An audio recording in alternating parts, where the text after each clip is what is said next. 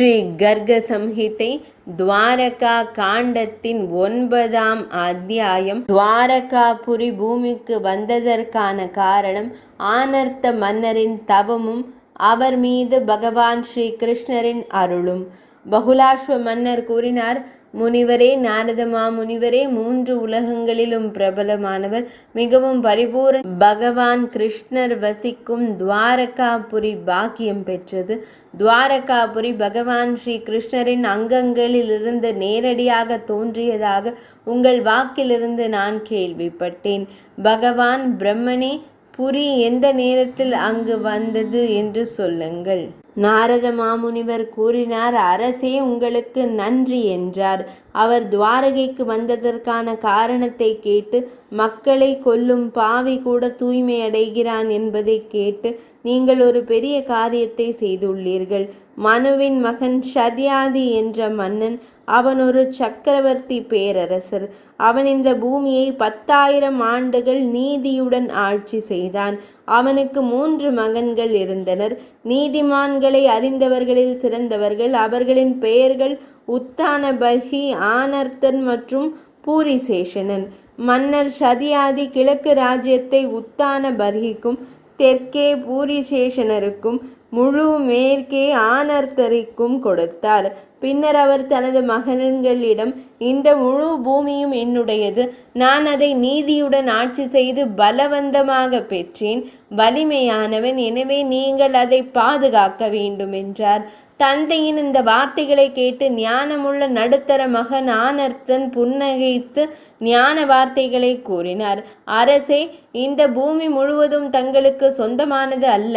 நீங்கள் அதை பாதுகாக்கவில்லை. உங்கள் பலத்தால் அதை பெறவும் இல்லை என்று ஆனர்த்தன் கூறினார். பகவான் ஸ்ரீ கிருஷ்ணர் ஒருவரே. எனவே இந்த பூமி ஸ்ரீ கிருஷ்ணதேவருக்கு சொந்தமானது. அவர் அதை பின்பற்றினார். அவரது புத்திசாலித்தனத்தால் இந்த முழு உலகமும் வசுந்தரா தேவியான முழு பூமி தேவி பெறப்பட்டது. பகவான் ஸ்ரீஹரியை போல் வலிமையானவர் யாரும் இல்லை. அவரால் வெளிப்படுத்தப்பட்ட இந்த உலகத்தை படைத்து நிலைநிறுத்தி அளிப்பவர் கடவுள். அவரே உயர்ந்த கடவுள். அவர் கால என்று கணக்கிடுபவர்களின் இறைவன். அனைத்து உயிரினங்களுக்குள்ளும் ஊடுருவி அனைவருக்கும் அடைக்கலமாக இருப்பவர். உலகத்தை அறிந்தவர். ஆதி யக்ஞர். மிகவும் சரியான ஸ்ரீஹரி. யாருடைய பயத்தினால் காற்று வீசுகிறது? யாருடைய பயத்தினால் சூரியன் பிரகாசிக்கிறது? யாருடைய பயத்தினால் பர்ஜன்ய தேவர் மழை பொழிகிறார்? யாருடைய பயத்தினால் மரணம் சுழன்று கொண்டிருக்கிறது? அரசரே, மிகவும் சரியான கடவுளான பகவான் ஸ்ரீ கிருஷ்ணரை உங்கள் முழு மனதுடன் எந்த வேறுபாடும் இல்லாமல் வணங்குங்கள். நாரத மாமுனிவர் கூறினார், மிதிலேஸ்வர மன்னரே, பிரபுவே, மன்னர் ஷர்யாதி ஞானம் பெற்றிருந்தும் தனது மகனின் வார்த்தைகளால் புண்பட்டு கோபத்தால் நடுங்கிய உதடுகளுடன் தனது நடுத்தர மகன் ஆனர்த்தனிடம் கூறினார், முட்டாள் குழந்தாய், விலகிச் செல்வாய். நீ எப்படி ஒரு குருவை போல பிரசங்கிக்க முடியும்? என் ராஜ்யம் வரைக்கும் இருக்கிற நிலத்தில் குடியிருக்காதே.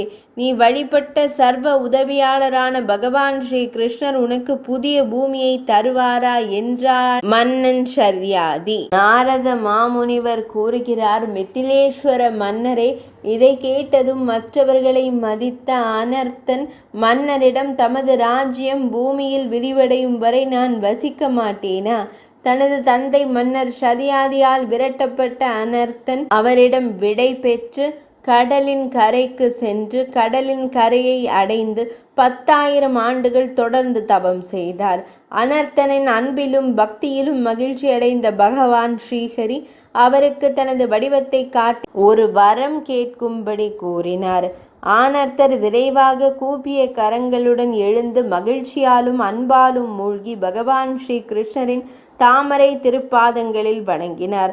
ஆனர்த்தர் கூறினார், அனைவரின் இதயங்களிலும் வசிப்பவரான வாசுதேவரே, தமக்கு வணக்கம். ஈர்ப்பு சக்தியின் அதிபதியான சங்கர்ஷணனுக்கு வணக்கம். அன்பின் அவதாரமான பிரத்யும்னனுக்கும் பிரம்மதேவரின் அவதாரமான அனிருத்தனுக்கும் வணக்கம். பகவானே, நீங்கள் முனிவர்கள் மற்றும் துறவிகளின் பாதுகாவலர். தமக்கு மீண்டும் மீண்டும் வணக்கம். பகவானே, கடவுளே, என் தந்தை என்னை ராஜ்யத்திலிருந்து வெளியேற்றினார்.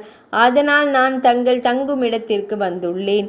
நான் வாழக்கூடிய வேறு சில நிலங்களை எனக்கு கொடுங்கள். யாருடைய அருளால் துருவசுவாமி கூட உயர்ந்த பதவியை அடைந்தார். தன்னை வணங்குபவர்களின் துன்பத்தை நீக்கும் அந்த இறைவனை நான் வணங்குகிறேன். நாரத மாமுனிவர் கூறினார், அரசரே, நடன கலைஞர் ஆதரவற்றவர் மற்றும் ஏழை என்பதை அறிந்து ஏழைகளை நேசிக்கும் இறைவனார் மகிழ்ச்சி அடைந்தார். ஸ்ரீமுக் ஒரு மேகம் போன்ற ஆழமான குரலில் கூறினார்.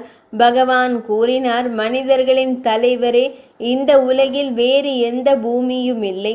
அதனால் நான் என்ன செய்ய முடியும்? பரந்தாமா, உங்கள் பக்தியில் நான் திருப்தி அடைந்தேன். எனவே என் வார்த்தையை உண்மையாக்க எனது தெய்வீக உலகமான வைகுந்தத்தின் 100 யோஜனைகள் நீளமும் அகலமும் கொண்ட பகுதியை தங்களிடம் கொண்டு வருகிறேன். அவர் மிகவும் தூய்மையானவர் மற்றும் மங்களகரமானவர். நாரத மாமுனிவர் கூறினார், விதேக அரசரே, ஆனர்த்த மன்னனிடம் பேசிய பிறகு பக்தர்களை மிகவும் நேசித்த பகவான் ஸ்ரீ கிருஷ்ணர் வைகுந்தத்திலிருந்து 100 யோஜனை அகலமுள்ள ஒரு பெரிய நிலத்தை வேரோடு பிடுங்கி பயங்கரமான கடலில் சுதர்சன சக்கரத்தை அடித்தளமாக அமைத்து அதன் மீது நிலத்தை நிறுவினார்.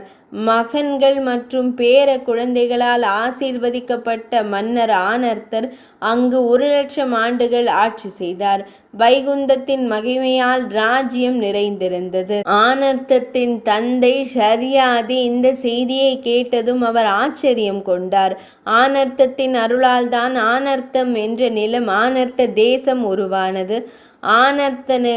ஆனர்த்தனுக்கு ரேவத் என்ற மகன் பிறந்தான்.